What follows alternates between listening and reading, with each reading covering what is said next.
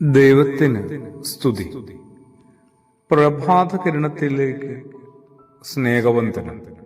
ഭാഗം 2343.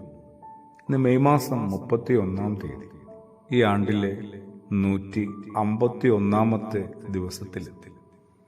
അങ്ങനെ ഈ ആണ്ടിലെ 5 മാസവും തീരുകയാണ്. അതിൻ്റെ അവസാന ദിനമാണ്. വീണ്ടും ഒരു ഞായർ ദിനം.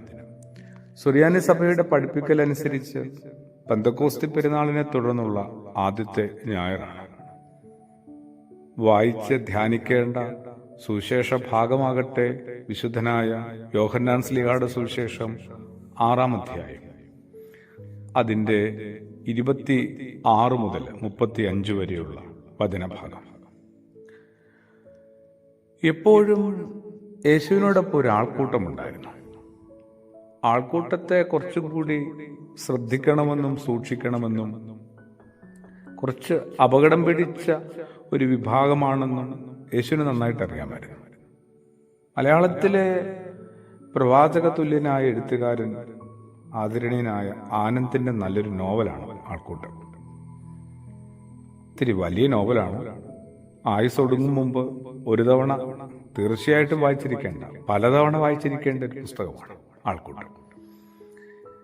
യേശു എപ്പോഴും ഈ ആൾക്കൂട്ടത്തെ വളരെ സൂക്ഷ്മതയോടെ, വളരെ ബുദ്ധിപൂർവമായി ശ്രദ്ധിച്ചതും ഇടപെട്ടതുമൊക്കെ. യേശു പറയുകയാണ് അവരോട്, അതായത് നമ്മളോട് പറയുകയാണ്, നിങ്ങൾ എന്തിനാണ് എന്നെ അന്വേഷിക്കുന്നതെന്ന് എനിക്ക് നന്നായിട്ട് അറിയാം.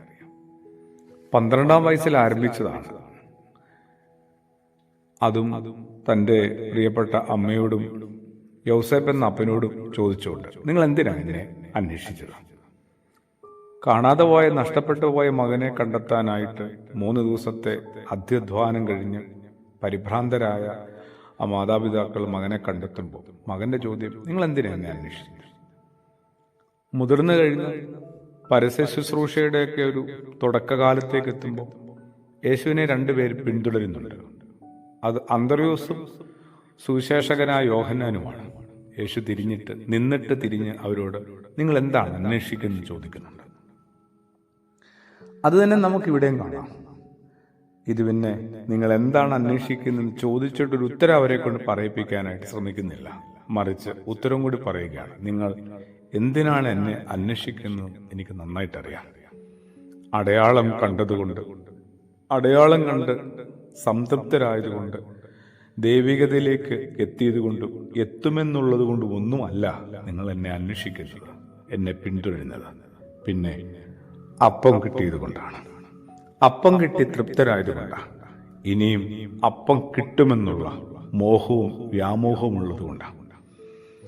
എൻ്റെയും ആത്മീയ ആദരണങ്ങളും അനുയാത്രയും ഒക്കെ സത്യത്തിൽ എന്തിനു വേണ്ടിയിട്ടുള്ളതാണ്? അത് ആത്യന്തികമായി ഒരു യേശു അനുഭവത്തെ സ്വന്തമാക്കാൻ വേണ്ടിയിട്ടുള്ളതാണ്. ഒന്ന്, നിന്ന് ശാന്തതയിൽ സമാധാനത്തോടെ സാവധാനം കണ്ടെത്താനായിട്ട് എനിക്കും സാധിക്കട്ടെ. ആമേൻ.